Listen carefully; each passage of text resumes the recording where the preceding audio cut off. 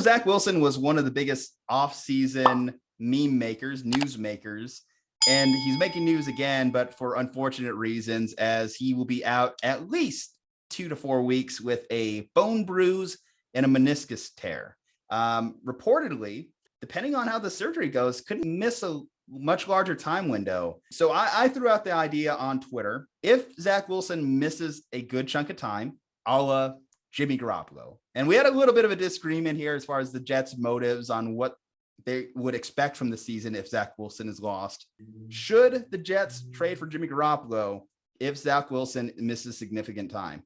They shouldn't trade for Jimmy Garoppolo unless it's like swapping 7th round picks or something like that. I don't know what the Jets cap situation is exactly. So like what percentage of the contract they take on is probably a different situation. But I understand why the connection was made there. Like Robert Saleh is the coach. Mike LaFleur is the offensive coordinator, and they were the coordinators during the Super Bowl run with Jimmy G. So there's that connection there. If they just want to like assemble like the discount version of the 49ers team from a few years ago, they could do that just to kind of protect their jobs a little bit.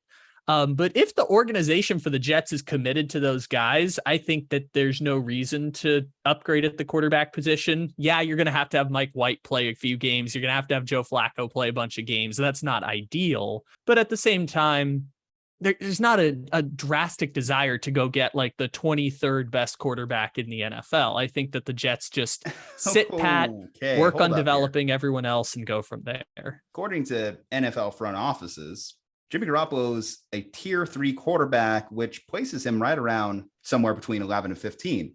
And well, 11 and 15 is not where you target as a quarterback. How many quarterbacks in that range of 11 and 15 are able to elevate a team to multiple NFC championship berths? And while I don't know if the Jets are in that position quite to make that run, I do think that this could be a potential good situation for both team and player in Jimmy Garoppolo and the Jets.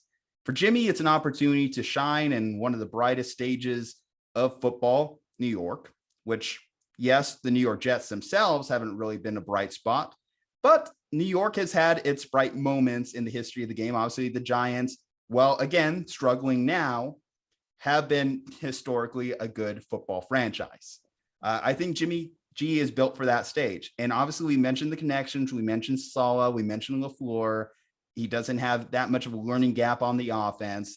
They have decent pieces, though not great pieces. I think that Jimmy Garoppolo makes that a good team, a team that I think is at least better than the Patriots, a team that I think can compete with the Miami Dolphins, who also have a first-year head coach. Not quite at the Bills level, of course, because the Bills are the Bills, and the Bills are built to win a championship this year. So I think it's a potentially good situation for Jimmy Garoppolo. Why I think it's a good situation for the Jets is I don't think that Robert Saleh, I don't think that Joe Douglas had the time to mess around and waste another season, because things get ugly quick in the NFL. It's a results-driven league. And the longer you don't have results, the faster you get driven out of town. And that's why I think that Saleh and Douglas need to win as many games as they can, and they can't put that on the backs of or arms of Joe Flacco or Mike White. That's why I think that they should trade for Jimmy Garoppolo. And you say, should they trade a 7th? Should they wait around? Maybe the Niners cut Jimmy. I think the Niners have kind of put it out there that they do have the cap space to keep Jimmy if they wanted to. Now, I don't think that's the ideal situation for both Jimmy and the 49ers, but they can make that happen. And now, with what we know about the DeSean Watson situation, there may be 2 potential suitors for Jimmy Garoppolo. We even know that the Seahawks have been kind of nipping at the heels of the Niners, although the Niners refused to cut him and just let him fall into Seattle's clutches. We know that Matthew Stafford has been dealing with some sort of arm injury, tendonitis, I believe, and Jimmy Garoppolo would obviously fit into that offense as well. The Niners waited. They played the long game. John Lynch and Kyle Shanahan played the long game on this, and there is a chance that they get rewarded for their efforts in doing it. And I think now that you have multiple suitors potentially in this, the Jets, if it comes down to trading a 5th round pick, we look at what Baker Mayfield went for, fine, do it. What are you waiting for? Win games. For Robert Saleh as a defensive head coach, he just needs to prove that he can win games. He doesn't have the win equity in the league to be able to just kind of stand pat with another 2-15 season or whatever the Jets would be if Zach Wilson misses significant time. Hell, even if Zach Wilson plays, they might be a bad team. But yeah, at no, least they're definitely true. You're definitely right. The Jets are not going to compete for a playoff spot this year. That they are building something good. They're if just you not told there me yet. that Jimmy Garoppolo is a 3 to 4 win difference for them, I would believe it. But he's not. Jimmy Say Garoppolo. no, because Niners fans have been on this horse for a while. Just look at the win-loss record with and without Jimmy Garoppolo. You can't just put a CJ Beathard in there. You can't just put a Nick Mullins in there. And obviously we know that Joe Flacco and Mike White are about that ilk at this point of their careers, if not worse. Oh, yes. So that is absolutely correct. You look at the difference in just the Niners were in the NFC Championship game this year. They were furthest thing away from the playoffs last year when Jimmy was dealing with his high ankle sprain. ACL year, obviously, that was a team that was drafting number 2 overall. And the year he's back, they're in the Super Bowl. So I don't know exactly what that win-loss ratio is or that difference in WAR, like if we had WAR for the NFL. But Jimmy Garoppolo adds to a football team because even though he's not a perfect quarterback, I'm not saying he is a perfect quarterback. I think he is a NFL starter. I don't think he's in that 20s range like you discussed earlier. I think he's more in that 10 to 20 range with the potential on any given week to give you a top 10 performance. Okay, so there is a difference there. I think I in my mind, I was only doing like 6 games of Joe Flacco more than it was a full season with Joe Flacco. I think that you're probably right. Like over a full season, Jimmy Garoppolo adds 2 to 3 wins to the Jets instead of say Joe Flacco or Mike White or whoever else they slide in there. Here's another thing, and I'll bring in the intangibles a little bit. Jimmy Garoppolo was a dude. He inspires the teammates around him. There's a reason that the last 3 years, amid all the Jimmy Garoppolo cut rumors, or among all the Jimmy Garoppolo trade rumors we've heard, a guy like George Kittle is vouching for his man. Kyle Shanahan, even like amid all the speculations, still is doing his best to, at bare minimum, not hurt Jimmy Garoppolo's feelings. Deebo Samuel, nothing but high praise. Kyle Juszczyk, another guy with nothing but high praise. These guys rallied behind Jimmy, and it was more apparent than ever in the 2017 season where they went on that 5-game run. Jimmy Garoppolo is a guy that people can rally behind. We still know Zach Wilson's a guy. We've heard mixed things. We know that Joe Flacco really isn't that guy at this point in his career. And Mike White, a fun story, a fun guy for meme pages for a week, but hasn't really inspired an NFL team to win at the highest levels. Oh, of course. Those are replacement level quarterbacks. I have not been given the evidence that shows me that Jimmy Garoppolo was not an impediment to the 49ers going to the Super Bowl and last year's NFC Championship game. I have seen very minimal evidence. It's called 2020, man. Yeah, but those were just catastrophic seasons for the 49ers as a whole. What helps is that the 49ers have 9 all-pro players. The Jets on their entire roster have 1 all-pro player, I think. So I think that's the difference between... We think, but sometimes a quarterback is enough to figure that shit out. Here's the perfect example I could think of. Do you remember when Ryan Tannehill tore his ACL and the Dolphins signed Jay Cutler? That year they went 6-10, and if they didn't have Jay Cutler, they would have gone 3-13. So that's where I think Jimmy Garoppolo stands now, is 2016 Jay Cutler. I disagree, because I think Jimmy still has a love for the game. Jay Cutler was signed on to be a broadcaster when Miami called him. Jay Cutler was done with the game at that point, but Miami's like, hey, we'll offer you a few million. Jay Cutler's like, I'll do it. I like that, the Jay Cutler impersonation there. I'm trying to see what Jay Cutler's stats were that last season with the Dolphins. So with the Dolphins, great. Jay Cutler I have that image of him on lined up at wide receiver with his hands in his pocket.